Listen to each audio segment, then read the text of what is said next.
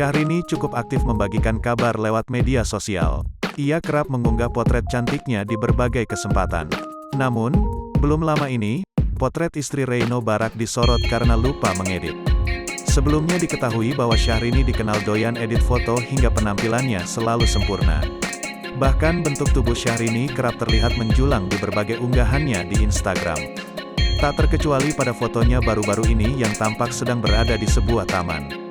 Namun ada yang berbeda dari foto-foto biasanya, yakni bagian jari-jarinya. Unggahan Syahrini yang kemudian dibagikan di salah satu akun gosip Instagram itu pun langsung menuai beragam komentar warganet.